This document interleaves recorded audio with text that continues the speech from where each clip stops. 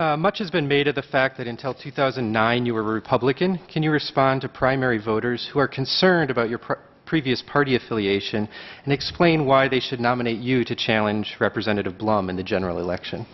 Absolutely. Well, thank you for asking me the question. I have a long history of being a progressive. And really, that's my background, is being the kind of person that when I see a problem, I roll up my sleeves and I get things done. So that's what I've been doing in my community as long as I can remember.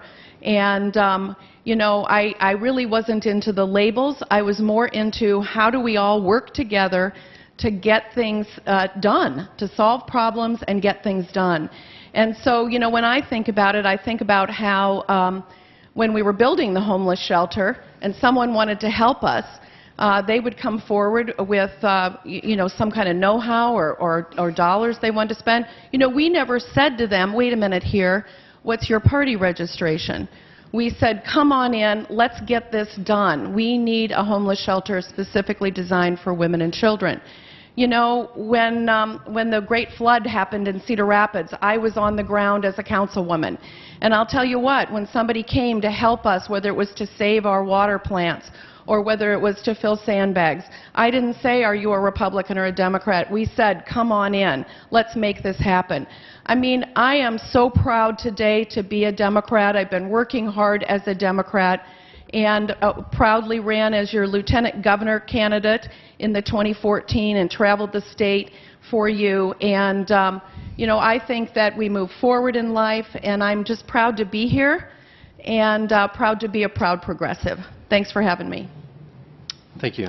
Mr. Murphy, would you like to respond? Yes, I would. I think it's a very good question. It's a very legitimate question in a Democratic primary.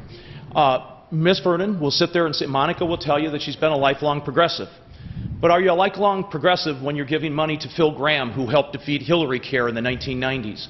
Or when you write out a check to Congressman Tom Latham, who's a conservative? Or are you still a progressive when you write out a check to the Lynn County Republican Eagles or to the Lynn County Republican Women, who spent their money against Barack Obama the first time he ran for president, or the last time that Tom Harkin ran for office, or spending money against the rest of the Democratic ticket? Well, I was the Speaker of the House in 2007 and 2008. I was working to raise the minimum wage, do universal preschool, making sure that we expanded health care for children in this state by raising the cigarette tax $1 and expanding health care for those children.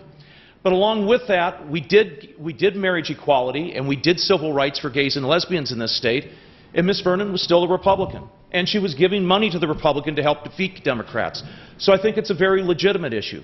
And so I think this is something that needs to be discussed in the primary, because I've been a lifelong progressive my whole life. I've been a Democrat since the day I registered back in 1977, and I've continued to support Democrats. When I was hit by outside groups before I even got into the race, even before I got into the race, I was being attacked, and the big question I had was, we then released my entire record, and she said to the Telegraph-Herald she wanted to look at the totality of my votes. We should look at the totality of her votes as well. I'd like to respond to that.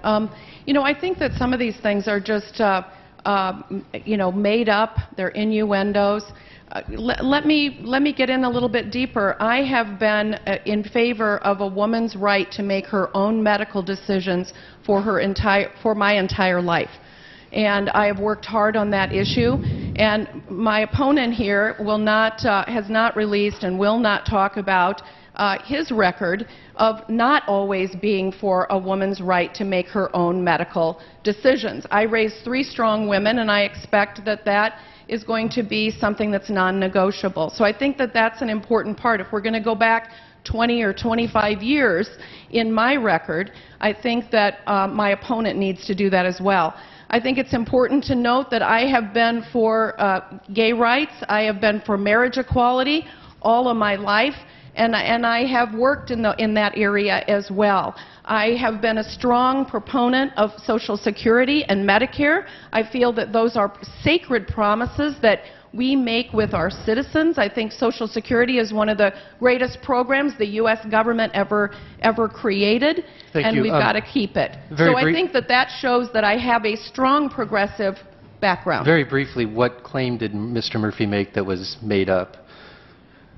Well, he's talking about, he is insinuating that money that I may have written a check for, that why I wrote that.